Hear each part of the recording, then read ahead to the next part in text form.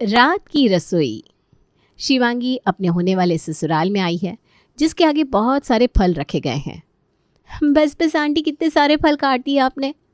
अब आंटी नहीं, मम्मी कहने की आदत डाल लो बेटा। अभी तुम दोनों की शादी में वक्त ही कितना रह गया है। अच्छा हुआ तुम यहाँ आ गई। तुम भी तो देखो कि तुम्हारे ससुराल में क्या कैसे होता है। अरे शिवांगी के लिए वो चेरी नहीं लेकर आई हो तुम दोनों, उसे खिलाओ। शिवांगी बेटी को पसंद है ना चेरी बहुत। हाँ पापा पसंद है, लेकिन पहले से यहाँ इतने सारे फल पड़े हैं। देखिए तो, चीकू है, सेब है, अंगूर है, पपाया है, केले हैं, आम है, ड्रैगन फ्रूट रखा है। पूरी टेबल ही फल से भर गई है। अरे फलों वालों के घर में शादी हो रही है तुम्हारी, तो ये सब तो देखने को मिलेगा ही। हमारा दुकान इस शहर का सबसे बड़ा दुकान है फलों का, जहाँ से पूरी बाजार में फल जाते हैं। अगर तुम्हें कभी भी किसी भी फल खाने की इच्छा हो तो बेझिझक कह सकती हो, वो इस घर में आ जाएगा। सच कहूँ तो मुझे सच में फल बहुत ज़्यादा पसंद है। मुझे तो कभी खाना खाना अच्छा नहीं लगता, सिर्फ फल ही खा लेती हूँ। फिर तो तुम्हें इस घर में बहुत ज़्यादा मज़ा आने वाला है, क्योंकि यहाँ पूरी फ्रिज फलों से भरपूर रहती है। यही नहीं, हम अभी सिर्फ फल ही नहीं, ताज़े फलों का जूस भी बेचने लगे हैं साथ साथ। फिर तो मैं खाना खाऊंगी ही नहीं, सिर्फ जूस और फल खाऊंगी। मेरा भी यही हाल रहता है। सच कहूँ तो मैं तो टीचर हूँ, सुबह 7 बजे फल और जूस पीकर ही चली जाती हूँ। कभी कभी तो यहाँ से लंच बनाकर ले जाती हूँ और स्कूल में खा लेती हूँ। आप चिंता मत कीजिए भाभी, मैं जब इस घर में शादी करके आ जाऊँगी ना, तो आपका टिफ़िन मैं ही बना दिया करूँगी रोज़।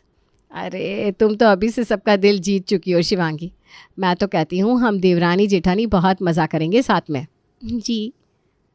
तुम जेठानी और देवरानी मज़े करोगे और मुझे अकेला छोड़ दोगे क्या?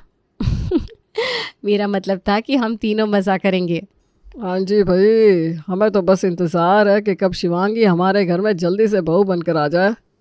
अरे पापा, अगले महीने तो आ ही रही है, लेकिन अभी तो उसे जाना होगा उसके घर। उसके घर वाले भी उसका इंतज़ार कर रहे हैं। हाँ हाँ, जाओ शिवांगी को उसके घर छोड़ाओ बेटा। एक मिनट, ये लो फलों की टोकरी तुम्हारे लिए। अरे मम्मी, इसकी क्या ज़रूरत थी? अरे तुम्हें पसंद है ना ये सारे फल, इसलिए मैंने तुम्हारे लिए पहले से ही निकाल कर रखे थे। थैंक यू मम्मी जी। देवर जी, हमारी देवरानी को अच्छे से घर छोड़कर आना, कोई शिकायत नहीं आनी चाहिए, ठीक है? शिवांगी अपने होने वाले ससुराल में आकर काफ़ी खुश थी। उसने जैसा ससुराल मांगा था, मेघन का परिवार बिल्कुल ऐसा ही था। उसके सास ससुर जेठ जिठानी सब उसे बहुत ही प्यार करते थे। मुझे तुम्हारे घर आकर बहुत ही अच्छा लगा, सच में। मेरे घर नहीं, अब वो तुम्हारा घर भी है। और सच बताओ तो सब लोग तुम्हें बहुत प्यार करते हैं। हाँ वो तो है, और सबसे ज़्यादा तो मुझे ये फल बहुत पसंद आए। अब तो मैं जब चाहे उतने फल खा सकती हूँ। मैं भी कोशिश करूँगी कि शादी के बाद मैं उनकी फेवरेट बहू बन सकूँ। ये उतना आसान नहीं है वैसे, फल वालों के घर में शादी करना। क्या मतलब? मतलब ये कि अरे लगता है माँ मुझे बुला रही है। चलो मैं चलती हूँ, हम बाद में बात करेंगे। ठीक है, अभी तुम जाओ। वैसे भी अगले महीने शादी के बाद तो तुम्हें इसी घर में आना है, तुम्हें खुद पता चल जाएगा कि मैं क्या कह रहा था। ठीक है, चलो बाय। इससे पहले कि मेघन अपनी बात को पूरा करता, शिवांगी घर के अंदर चली गई। मेघन और शिवांगी की शादी में अब कुछ ही दिन बाकी थे, और शिवांगी अभी अपने मायके में पूरे मज़े लेना चाहती थी। शिवांगी, ज़रा वक्त तो देख बेटा कितना हुआ है, चल उठ जा। अरे सोने दो ना उसे, अभी उसकी शादी में दिन ही कितने हैं। अरे लेकिन सुबह के 10 बज रहे हैं और अभी उसकी शादी होने वाली है, उसे जल्दी उठने की आदत डालनी चाहिए ना। लड़कियां जब ससुराल जाती है तो वैसे ही उनसे हर कोई उम्मीद करता है कि वो सब कुछ संभाल लेगी, सबका ध्यान रखेगी। इस चक्कर में लड़कियां अपना ध्यान रखना ही भूल जाती है। इसलिए मैं कह रहा हूँ कि इसे यहाँ तो आराम करने दो। मैं भी इस बात को समझती हूँ, लेकिन कुछ दिनों बाद ही इसकी शादी है। अभी से आदत होगी तभी जल्दी उठ पाएगी, वरना वहाँ भी आलस ही होगा। मामा प्लीज़ थोड़ी देर और सोने दो ना, 5 मिनट में उठ जाऊंगी पक्का। न जाने ये लड़की ससुराल जाकर क्या करेगी। हर माता पिता की तरह शिवांगी के माता पिता भी उसके लिए खुश थे और चिंतित भी कि न जाने शिवांगी ससुराल में जाकर कैसे सब कुछ संभालेगी। और इसी खुशी और गम के बीच शादी का वो दिन भी आ गया जब शिवांगी अपने ससुराल पहुंच चुकी थी। फाइनली मेरी देवरानी अपने ससुराल पहुंच ही गई। हमारी छोटी बहू का इस घर में बहुत बहुत स्वागत है। चलो शिवांगी, इस चावल की कलश को गिराकर घर में प्रवेश करो। जी भाभी। शिवांगी का उसके ससुराल में काफ़ी प्यार से स्वागत किया जाता है। शिवांगी की खुशी का तो जैसे कोई ठिकाना ही नहीं था। लेकिन जब सुबह 4 बजे उठने की बात छिड़ी तो शिवांगी के तो जैसे होश ही उड़ गए। सुबह 4 बजे क्यों उठना है? मेघन, तुमने शिवांगी को बताया नहीं कि हम यहाँ कितने बजे उठते हैं, कितने बजे रसोई करते हैं? अरे माँ, मैं उस दिन उसे यही बताने वाला था कि तभी हमारी बात बीच में छूट गई थी। चलो कोई बात नहीं, मैं ही बता देती हूँ। शिवांगी, तुम्हें तो पता है कि हमारा फलों का बड़ा बिजनेस है, इसलिए फलों की डिलीवरी सुबह सुबह जल्दी ही करनी होती है, जैसे वो मार्केट में सुबह सुबह पहुँच सके। इसलिए हमारे यहाँ सब 4 बजे ही निकल जाते हैं दुकान के लिए।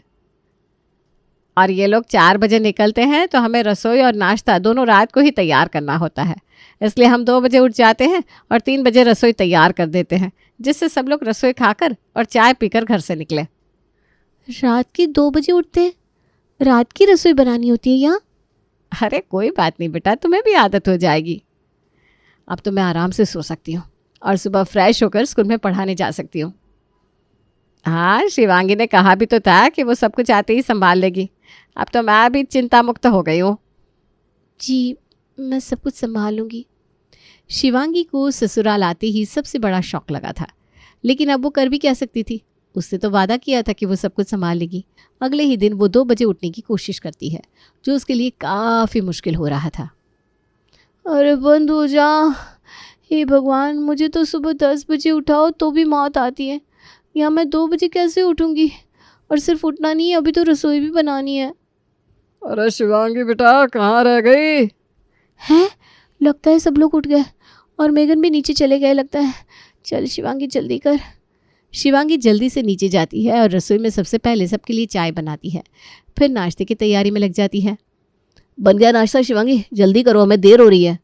हाँ, बस बन ही गया है। आलू के पराठे बनाने में वक्त लग गया था। अच्छा चलो कोई ना, यहीं रख दो पराठे और हमारा टिफ़िन भी पैक कर दो। क्या?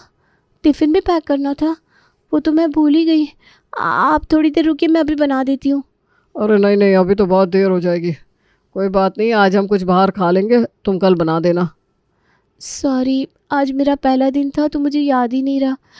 मैं कल से जल्दी उठकर सब कुछ तैयार कर दूँगी पापा जी। ठीक है, अभी हम चलते हैं। शिवांगी ये पहली बार था कि वो 2 बजे उठकर रात को रसोई में काम कर रही थी। वो आज टिफ़िन नहीं बना पाई थी, इसलिए काफ़ी दुखी हो गई थी। 4 बजे सबके जाने के बाद उसने सबसे पहले रसोई को साफ़ किया, जो काफ़ी ख़राब हो गई थी। उसके बाद उसने खुद के लिए चाय बनाई और फिर आरती, जो 7 बजे स्कूल पढ़ाने के लिए जाती है, उसके लिए खाना बनाना शुरू कर दिया। क्योंकि शिवांगी को लगा कहीं वो सो गई तो वो अपनी जिठानी को भी टिफ़िन नहीं दे पाएगी। चलो, सारा खाना बन गया है। अब आरती भाभी का टिफ़िन भी बन गया। हो गया सब कुछ छोटी बहू? अरे आप उठ गई माँ जी? हाँ, 7 बज गए ना, तो मेरे उठने का वक्त हो गया। आरती भी बस आती होगी स्कूल जाने के लिए। सारे मर्द चले गए टिफ़िन लेकर? नहीं माँ जी, आज मैं उनके लिए टिफ़िन नहीं बना पाई थी। मेरा आज पहला दिन था तो मुझे कुछ समझ में नहीं आ रहा था। मैंने चाय नाश्ता दे दिया उन सबको, लेकिन टिफ़िन नहीं दे पाई थी। अरे मुझे उठा देती, मैं बना देती उनके लिए टिफ़िन। सॉरी माँ जी। अरे कोई बात नहीं शिवांगी, माँ जी आज उसका भी पहला दिन था रात की रसोई करने का, उसे भी कहाँ आदत होगी इन सब की। कोई ना शिवांगी, तुम कल से सब तैयार कर देना, हाँ, जिससे तुम्हें तकलीफ़ नहीं होगी। जी भाभी। ये लीजिए भाभी आपका टिफ़िन। अरे तुमने मेरा टिफ़िन क्यों बनाया? मैं खुद बना लेती।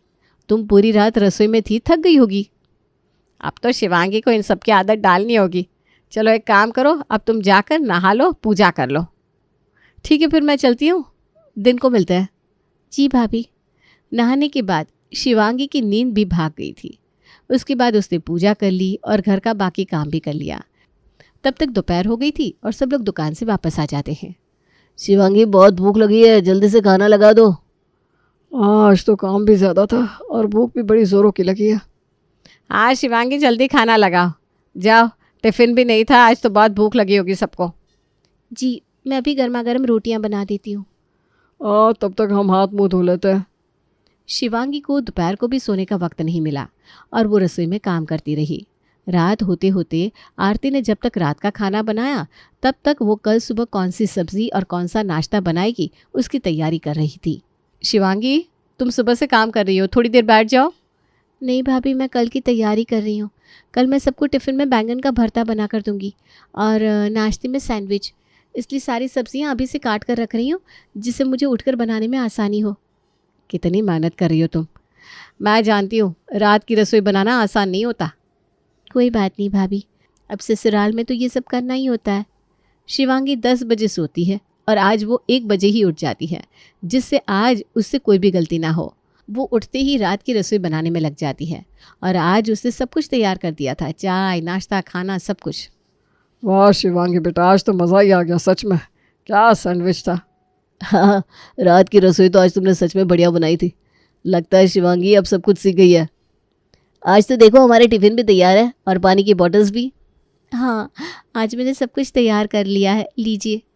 चलो चलो, सब देर हो रही है, चलते हैं। जी पापा। चलो, आज तो सब कुछ सही से हो गया। अब रसोई साफ़ कर देती हूँ और आरती भाभी का टिफ़िन भी बना देती हूँ। अब शिवांगी रोज़ाना यही करती। रात को 1 बजे वो रात की रसोई बनाने में लग जाती और बाकी का वक्त रसोई की सफाई करने में निकल जाता। लेकिन नींद पूरी ना होने की वजह से अब शिवांगी एब्सेंट माइंड रहने लगी थी। अरे, दूध उबल गया है शिवांगी। ओह सॉरी, मेरा ध्यान ही नहीं रहा। अरे, बाहर सब लोग वेट कर रहे हैं। तुमने अभी तक रोटियां नहीं बनाई है क्या? आपने मुझे कहा था क्या रोटियां बनाने के लिए भाभी? हाँ, अभी बाहर ही तो कहा था। अच्छा, शायद मेरी आँख लग गई थी इसलिए ध्यान नहीं रहा होगा। मैं अभी बना देती हूँ। शिवांगी, तुम बैठो, मैं बना देती हूँ। आरती को शिवांगी की बिगड़ती हालत साफ दिख रही थी। आजकल वो काफ़ी थकी थकी भी रहती थी। अरे ये शिवांगी तो बैठे बैठे ही सो गई कुर्सी पर। मैं अभी उठा देता हूँ इसे। रुको मेघन, मुझे आप सबसे कुछ बात करनी है। हे भगवान, मैं सो कैसे गई इतनी देर तक? मैंने तो 1 बजे का अलार्म लगाया था और ये 7 बज रहे। सब लोग क्या सोच रहे होंगे मेरे बारे में? शिवांगी भागते हुए नीचे आती है, जहाँ आज सब लोग बैठे हुए थे। अरे धीरे उतरो, कहीं गिर ना जाओ। सॉरी, मुझसे बहुत बड़ी गलती हो गई आज। पता नहीं कैसे मेरा अलार्म बजा ही नहीं। आप सबको मेरी वजह से परेशानी हुई, मुझे माफ़ कर दीजिए। मैं वादा करती हूँ कल से मैं रोज़ रात को जल्दी उठ जाऊँगी। तुम्हें ऐसा करने की कोई ज़रूरत नहीं है शिवांगी बेटा। देखा जाए तो गलती हमारी है। हमारा फलों का दुकान है, लेकिन हम हमेशा से ही घर की औरतों से रात की रसोई करवाते आए हैं। उन्हें 1 बजे उठाना, चाय, नाश्ता, खाना बनवाना। उसके बाद भी घर की औरतें सारा दिन काम करती हैं, सोती नहीं है। और जैसे तुम्हारा हाल हो गया वैसा हाल होता है। हाँ बेटा, शादी से पहले हमने ही कहा था कि हम तुम्हें खुश रखेंगे, कोई तकलीफ़ नहीं देंगे। लेकिन तुम्हारे यहाँ आते ही हमने तुम पर रात की रसोई की जिम्मेदारी डाल दी। माँ जी और मैं तो सोते रहते थे और हमने तुम पर इतनी बड़ी जिम्मेदारी डाल दी। लेकिन आज से ऐसा नहीं होगा, हम तीनों साथ में सब कुछ करेंगे। नहीं, आज से कोई भी रात की रसोई नहीं बनाएगा। तो फिर आप लोग भूखे पेट जाएंगे क्या? नहीं, आप लोग हमारे लिए रात को सोने से पहले ही सब कुछ तैयार कर देना। हम खाकर चले जाएंगे। और चाय तो मैं भी बना लेता हूँ, क्यों पापा? सही बात है। आज से तुम तीनों अपनी नींद पूरी करोगे और रात की रसोई कोई नहीं बनाएगा। ये सब आप मेरी वजह से कर रहे हैं ना? नहीं शिवांगी, हम ये सब हमारे लिए कर रहे हैं, क्योंकि घर की औरतें अगर स्वस्थ होंगी तो वो घर भी स्वस्थ रहता है, वहाँ खुशियाँ होती है। और आरती, तुम्हारा शुक्रिया हमें इस बात को समझाने के लिए। मुझे खुशी है कि हमारा परिवार इस बात को समझता है कि औरत और मर्द दोनों की नींद कितनी ज़रूरी है। नहीं तो किन घरों में तो औरतों को सिर्फ काम की मशीन ही समझा जाता है। मैं बहुत लकी हूँ कि मुझे ऐसा प्यार करने वाला ससुराल मिला है। हाँ, लेकिन हमने तुम्हें परेशान भी तो बहुत किया रात की रसोई बनवा कर, क्यों? नहीं, चलो इस बात पर आज मैं सबके लिए चाय बनाता हूँ।